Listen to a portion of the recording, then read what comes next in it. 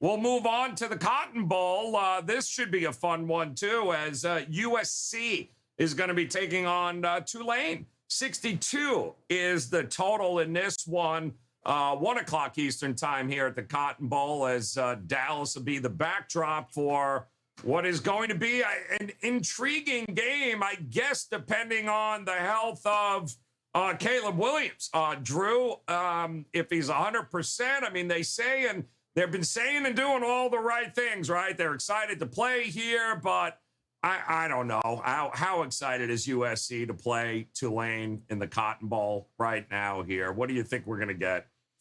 Yeah, it is a difficult handicap, Joe. Just, kind of reading between the lines, the coach speak. Hey, we're excited. We're practicing. We're ready to go. It's just bowl season. And you got to take some of this with a grain of salt. You bring up Caleb Williams. I think that's a big part of this handicap. How healthy is he? I mean, if we get the Caleb Williams we saw in the Pac-12 championship game, I want nothing to do with betting USC. I know that much. Just because if he's less than 100%, he's not the same player. Right. USC, a great season overall, 11-2 straight up. The only difference here, they were 8-5 against the spread. That is a profitable mark, but they're going up against the Tulane Green Wave. And this season, guys, Tulane was the most profitable team in the country. Willie Fritz's squad went 11-2 straight up, went 11-2 against the spread. If you were betting Tulane, you were on a wave, a gold mine here. 8-1 against the spread run in the AAC. In my opinion, an underrated conference. So I'm not stepping in front of Tulane here, Joe. Most profitable team in the country. Virtually no opt-outs as well. So all of that pointed me on wrong team favored here, Joe. I like the Tulane Green Wave plus the 2. Yeah, they're going to come ready to play. Willie Fritz's teams usually do. They were a cash cow this year. And Bryan Power, you and I, when they first played UCF there just towards the end of the season, I was on them, you were on UCF, and then we were able to come right back with them there in the championship game, and they handled business. I like this team a lot, and I know they're going to be ready to go to prove a point. And we've seen this as cliche as it comes during bowl season. Tulane wants to be there. USC probably not here. So what gives? What do you think we're going to get here?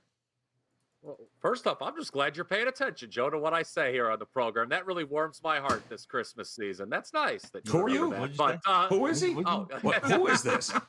Anyway, yes. You took the words right out of my mouth, Joe.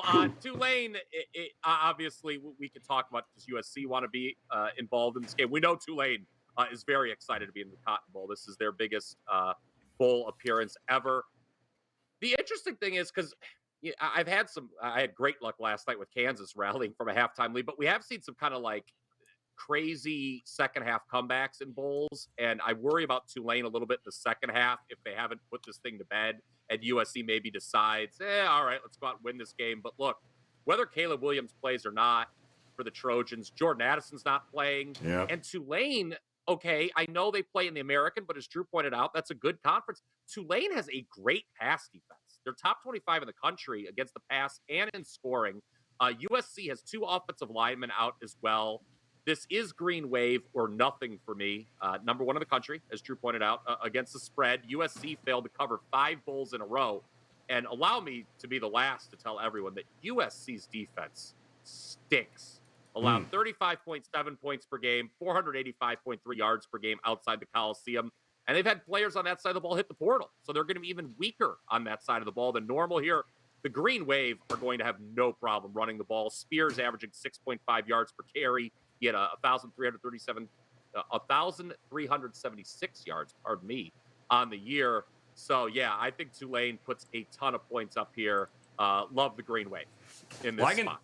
Liking the Green Wave, shuffling that offensive line for Caleb Williams there, Tony Finn, if he does in fact go.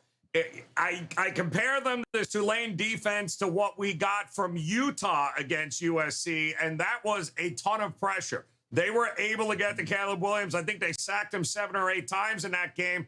It's going to feel very similar with a bunch of inexperienced offensive linemen. I do think they're going to have a chance to make life difficult for him. So is that enough for you to lean with Tulane, or do you think it's just too much talent with USC?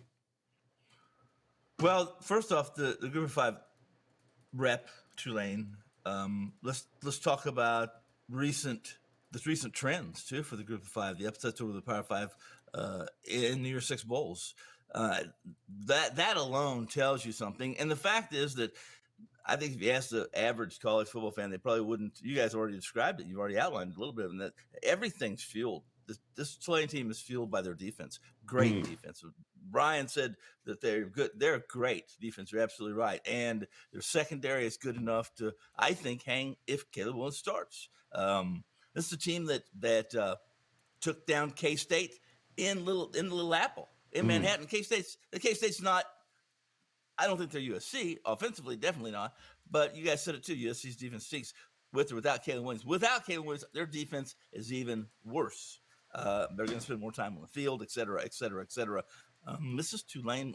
I'm not in this room, guys, but I agree with everybody. It's Tulane or nothing in this game. It'll be fun to watch. Tulane or nothing there. USC taking on there, but of course, keep an eye on who's playing and who's not playing when we get to kickoff.